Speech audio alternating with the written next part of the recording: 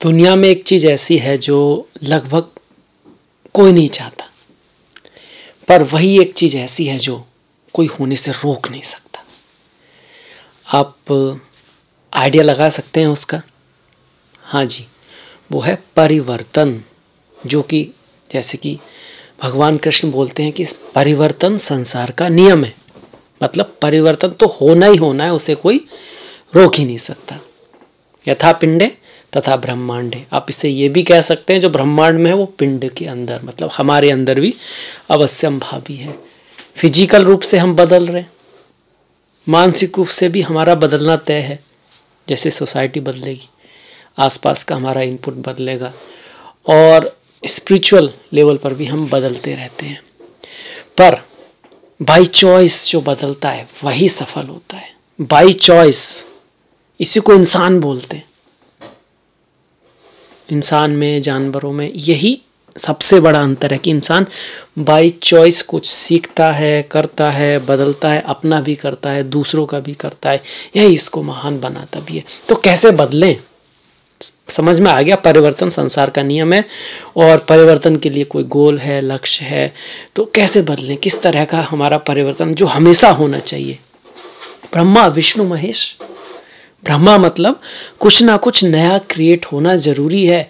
अगर आपकी लाइफ में सेम रूटीन, सब कुछ सेम ही चल रहा है, वो भला ही सबसे ग्रेट क्यों ना हो, आप बोर हो जाओगे, लाइफ बोर हो जाएगी, कहिए वो लाइफ रहेगी ही नहीं। कुछ ना कुछ नया होते रहना लाइफ में जरूरी है। ब्रह्मा अगर जब तक वो अच्छा है, जब तक वो आपको वैल्यूज दे रहा है, तब तक उसका प्रिजर्वेशन करना, मतलब कहीं ना कहीं विष्णु आपका कर्तव्य बनता है। इसके बाद महेश। कुछ चीजें ऐसी हैं जो जिनका डिस्ट्रॉय होना ही अच्छा है। जब कोई चीज खराब हो जाती है तो उसका निकाल देना ही प्रेम है। या फिर आप कहिए एक समय के बाद चीजों में बदलाव आना, उनका मर जाना, उनका खत्म हो जाना भी जरूरी है, ताकि नई चीजें पैदा हो सके, ताकि नया जीवन आरंभ हो सके। इसीलिए मृत्यु और जीवन को समान ही समझा गया है, अच्छा ही समझा गया है। दोनों बढ़िया ही हैं, दोनों ही अच्छी चीजें। बस मौत से हम डरते जरूर हैं, पर बात एक ही है। जन्म से पहले हमें पता नहीं होता हम कहाँ जा रहे हैं, मृत्यु के बाद भी हमको पता नहीं होता हम कहाँ जा रहे हैं। जन्म के बाद भी हमारे कर्म हमारे साथ रहते हैं, और मृत्यु के बाद भी हमारे कर्म हमारे साथ रहते हैं। वैसे मीन राशि वालों के लिए कुंडली का लास्ट भाव है, और इनको देने में बड़ा मजा आता है। गिविंग होते हैं, दान देने में, हेल्प करने में, और स्पिरिचुअलिटी अध्यात्म में भी इनको बड़ा मजा आता है। यात्राओं में इनको मजा, इनका आप कह सकते हो पर्पज ऑफ लाइफ है। तो जब तक आपको गिविंग होंगे ना, कुछ ऐड करेंगे संसार को, तब आपको ऐसा लगेगा कि आपके जीवन का फुलफिलमेंट हो रहा है। आप जो करने के लिए बने हो वो चीज हो रही है।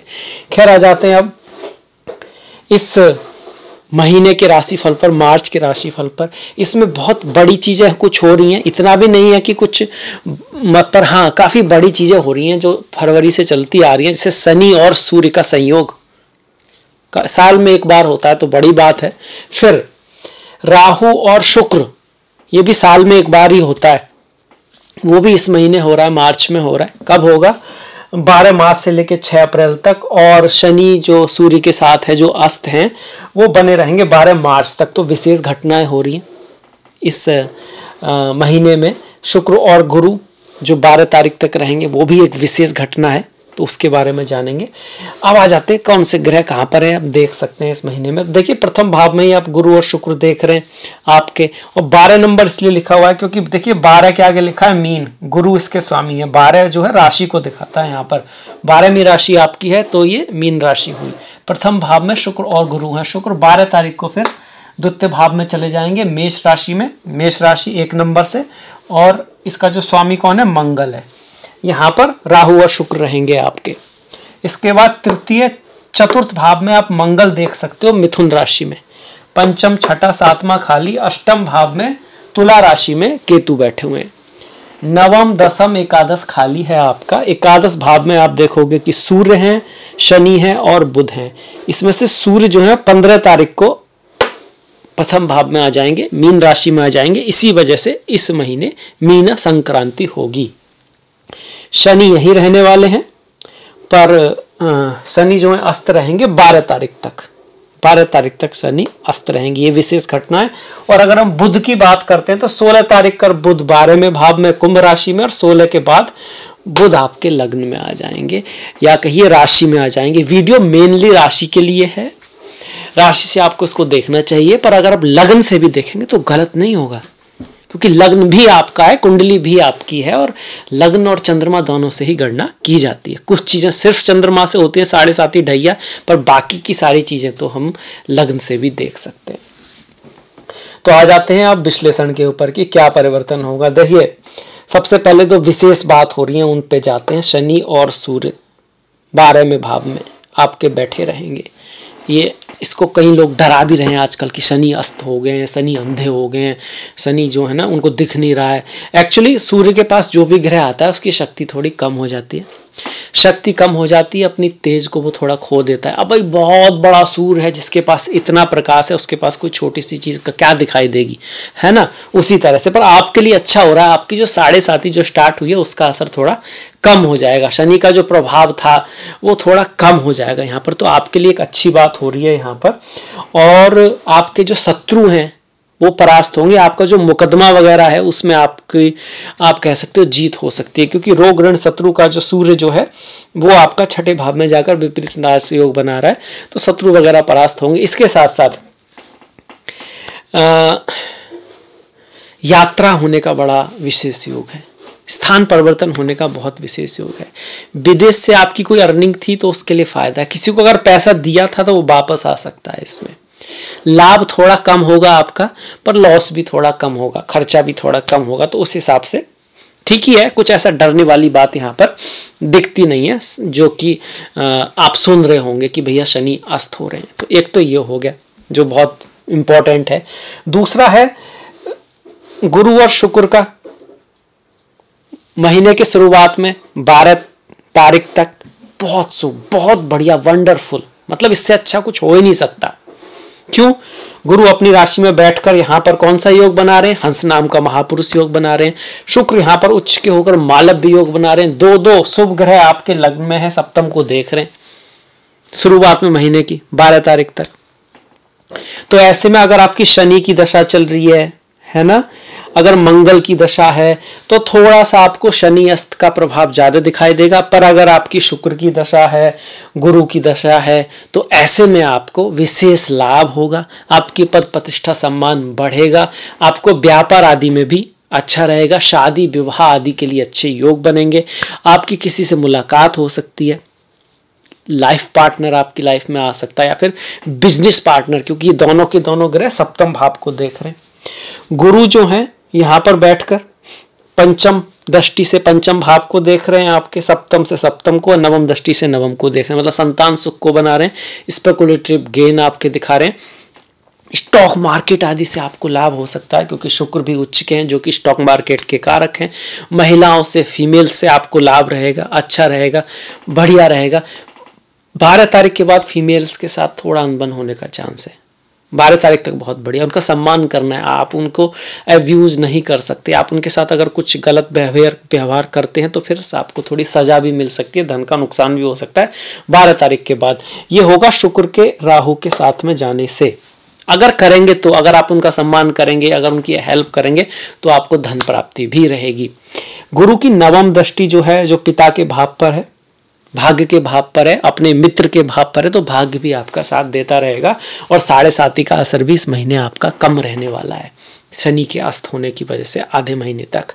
इसके बाद ये 2 चीजें देख ली हमने। तीसरा जो महत्वपूर्ण परिवर्तन है जो 12 तारीख के बाद राहु शुक्र का, इसको कई लोग वैभव योग बोलते हैं, कई लोग इसको फेम योग बोलते हैं, क्योंकि अचानक से जो है ना फेम दे सकता है राहु शुक्र। पर किस भाव में होना ये देखना जरूरी है। फैमिली के भाव में है, वाणी के भाव में है, वैल्यू के भाव में है, परिवार के भाव में है, धन के भाव में है। तो अचानक से बहुत धन दे सकता है, आपका कोई फेम दे सकता है। अगर आप बोलते हो तो आपका बोलने का जो नजरिया होगा ना, आपका बोलने का जो तरीका होगा, वो इतना विस्फोटक, इतना आकर्षक हो सकता है कि बहुत लोगों को पसंद आ जाए।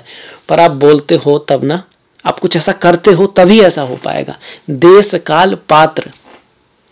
कई बार राहु चूंकि बाउंड्री तोड़ते हैं, नियमों को नहीं मानते, अपने नियम खुद बनाते हैं, कई बार व्यक्ति धन के लिए, परिवार के लिए, वैल्यू के लिए अपनी और ऐसी रास्ता चुन सकता है जो शायद लॉ के अंडर ना हो, शायद नियमों के अंडर ना हो, तो उसमें फिर बाद में दिक्कत हो सकती है, क्योंकि शनि की दृष्टि इस भाव पर पड़ रही है। तो अचानक से कुछ गलत चीजों से पैसा आ तो सकता है, लाभ हो तो सकता है, पर बाद में फिर आपको उसका पेमेंट करना पड़ जाए, इस तरह की संभावना है। तो कोशिश करिए सही चीजों से ही आ जाए। और सही चीजों में भी राहु की कुछ ऐसी चीजें होती हैं जो नियमों के खिलाफ नहीं है, जैसे फॉरेन से आपको लाभ हो सकता है। ऐसी चीजें जो दिखती नहीं है उनसे आपको लाभ हो सकता है। और मीडिया है, फिल्म है, फोटोग्राफी है, सॉफ्टवेयर्स है, इस तरह के काम से आप जुड़े हैं तो लीगली भी आपको बहुत लाभ यहाँ पे राहु शुक्र दे सकते हैं। पारिवारिक जीवन में 12 तारीख के बाद थोड़ा सा मतभेद हो सकता है, परिवार से भी मतभेद की संभावना बन सकती है। जरूरी नहीं है, क्योंकि आपके कुंडली कैसी है, आपकी दशा महादशा क्या चल रही है, वो भी डिपेंड करेगा। तो एक ओवरऑल बहुत ब्रॉड एनालिसिस है, पर हाँ संभावना जरूर है, राहु शुक्र साथ में है। तो वाणी मर्यादा का हल्का सा ध्यान। भाई राहु शुक्र है, राहु मतलब राक्षस बोलते हैं, राक्षस मतलब ये नहीं कि राक्षस है या जिसको बोलते हैं कि डिमोन है, ऐसा नहीं, वास्तव में डिमोन है, बस जो प्रकृति के बैलेंस में नहीं है, नियमों से थोड़ा बाहर है।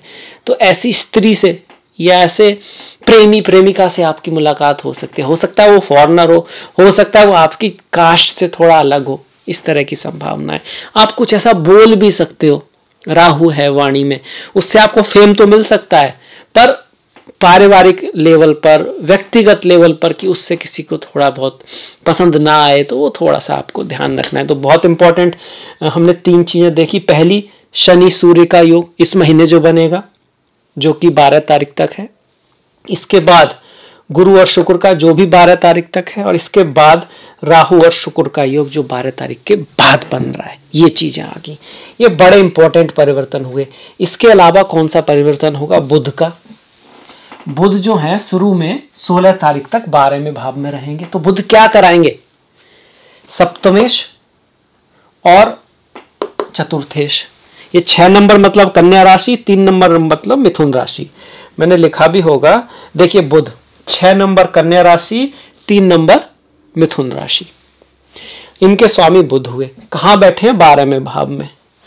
तो चौथे भाव का स्वामी 12वें भाव का मतलब है कि घर के ऊपर खर्च हो सकता है, माता पे खर्च हो सकता है, स्थान परिवर्तन हो सकता है।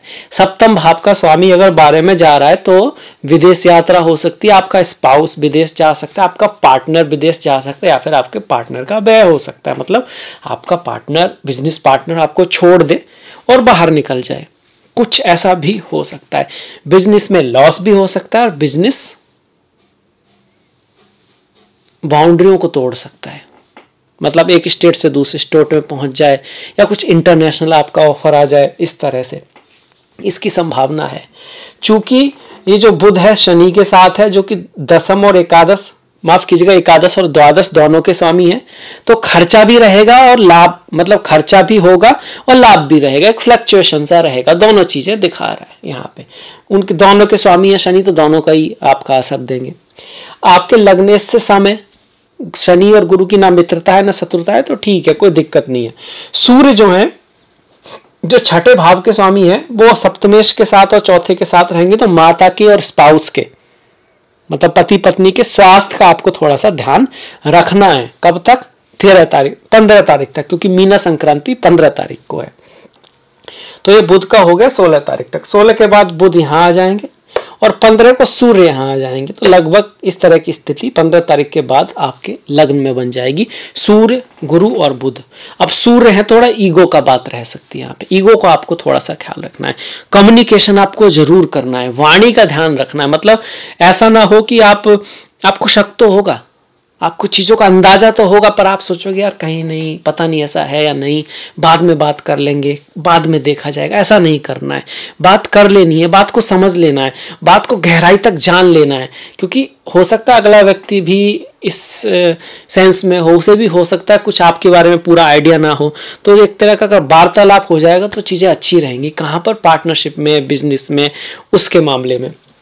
15 तारीख के बाद ईगो का थोड़ा इशू रह सकता है, तो गुस्से से काम नहीं लेना है। वैसे भी बहुत ध्यान से आप सोचोगे यार, देखिए सिकंदर आए या कोई भी आए, एक से एक बड़ा, चाहे वो महापुरुषों में आप ले लो, अवतारों को भी ले लो, यहाँ पे कोई नहीं रहा, कोई नहीं रहेगा। इतनी बड़ी गैलेक्सी है, उसमें पृथ्वी का कोई स्थान नहीं है। हम तो पृथ्वी पे भी, इतनी बड़ी पृथ्वी में फिर इतने करोड़ों स्पीसीज हैं, है ना, उनमें से फिर एक होमो सेपियंस है, उनमें से 800 करोड़ ह्यूमंस हैं, उसमें से कोई एक हम हैं। तो ईगो को साइड में रखना चाहिए, क्योंकि वास्तव में वो इतना बड़ा है ही नहीं कि उसको इतनी इंपॉर्टेंस दी जाए। हाँ, लाइफ बहुत इंपॉर्टेंस है। अगर ईगो को इंपॉर्टेंस दोगे तो लाइफ की बैंड बन जाएगी। सारा ईगो ना आपसे लाइफ ही छीन लेगा। हालांकि उसका एक इम्पॉर्टेंट फंक्शन आपको, मैं हूँ, आपको प्रोटेक्शन देना, अपने बारे में सोचना सिखाना है। पर अगर आप उसको ज़्यादा इंपॉर्टेंस दोगे, क्योंकि ये एनिमल बिहेवियर के अंतर्गत आता है, पशुओं में भी इसका बड़ा ध्यान होता है। पर अगर एज ए ह्यूमन आपको लाइफ को एंजॉय करना है, तो आपको परिवर्तन सीखना होगा, डेवलपमेंट सीखना होगा, अपने साथ साथ दूसरों के बारे में सोचना सीखना होगा, कुछ अलग करना होगा लाइफ में जो आपको खुशी दे, दूसरों को खुशी दे। वैसे भी मीन वाले तो दूसरों को खुश देने में काफ़ी अच्छे होते हैं, काफ़ी इंट्यूटिव होते हैं, कलाकार टाइप भी होते हैं, उनका इंट्यूशन बहुत अच्छा होता है, यात्राएं पसंद होती हैं, सॉफ्ट होते हैं, थोड़ा बहुत जलन उनमें हो सकती है, तो उस चीज़ का आप ध्यान रखें, बड़ों से सीखें।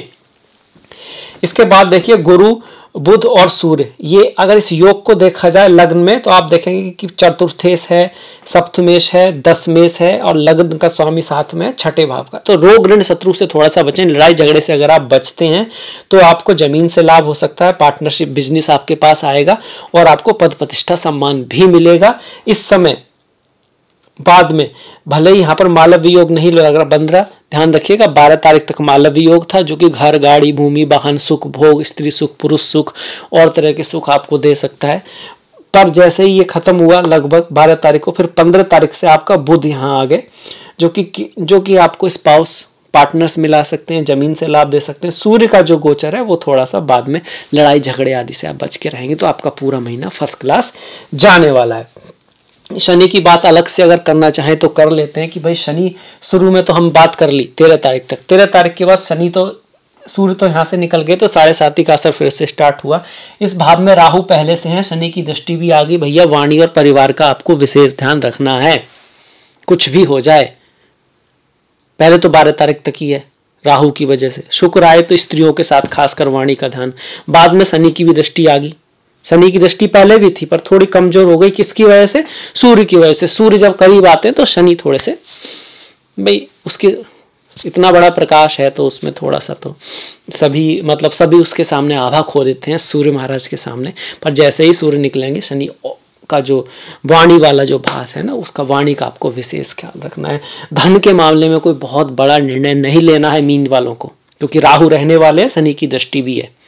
लाभ हो सकता है, बिल्कुल फॉरेन चीज़ों से लाभ हो सकता है आपका यहाँ पर, और ट्रैवल वगैरह आपके लिए अच्छा हो सकता है, इनहेरिटेंस आदि भी आपको मिल सकता है, कुछ इस तरह का। अष्टमेश जो है वो वाणी के भाव में आ रहा है, वाणी से आपको लाभ हो सकता है, पर रिस्क नहीं लेना है, सोच समझ के काम करना है धन के मामले में, वाणी के मामले, परिवार के मामले में। ठीक है, ये शनि का हो गया। शनि की 7वीं दृष्टि तो अच्छी है, रोग ऋण शत्रु को समाप्त करेगी, और 10वीं दृष्टि जो कि आपके यहाँ पर पड़ रही है, 7 हो गया, 8, 9, 10 यहाँ पर पड़ रही है आपकी 10वीं दृष्टि। तो ये पिता और भाग्य के भाव पर है, तो भाग्य उतना ज़्यादा साथ नहीं देगा, एफर्ट हार्डवर्क करते रहना पड़ेगा, यात्राएं थोड़ी रहेंगी, और नॉलेज, हायर नॉलेज के लिए अगर आप ट्राई कर रहे हो तो थोड़ा बहुत ऑब्स्टिकल उसमें आ सकते हैं, इसको 7.5 ही बोलते हैं। ज्ञान से व्यक्ति उतना काम नहीं लेता, पर आपको ज्ञान से काम लेना है। पिता गुरु आदि की थोड़ी रेस्पेक्ट करनी है, उनकी सलाह वाला लेते रहना है। कई बार हम समझते हैं कि हम लोग ना बड़े हो गए, हमें बहुत ज़्यादा बुद्धि हो भी सकती है, पर फिर भी रहीमन देख बड़े इनको, लघु न जीजे डार, चाह काम आवे सुई, कहा करे तलवार। कई बार बड़ों के पास एक्सपीरियंस होता है, आपके पास नॉलेज हो सकती है, ज्ञान हो सकता है, तो इस चीज़ का ध्यान रखना है कि 7.5 की स्टार्टिंग में, पहली फेज में लोग पिता, गुरु, बॉस, इनके साथ बना के रखनी है। यकीन मानिए सब कुछ बढ़िया रहेगा, अच्छा रहेगा। शनि हो गए, गुरु हो गए, सूर्य हो गए, केतु बचे हैं। केतु पर ज़्यादा ध्यान नहीं दिया। केतु देखिए अष्टम भाव में है, अष्टम भाव शादी के बाद की लाइफ है, तो बना के रखें, शक के विषय पे कुछ ना करें। कई बार चीजें जैसी दिखती हैं होती नहीं है। राहु केतु धुआं है, राहु को बोलते हैं थोड़ा नीला सा धुआं है, केतु भी धूम वर्ण है।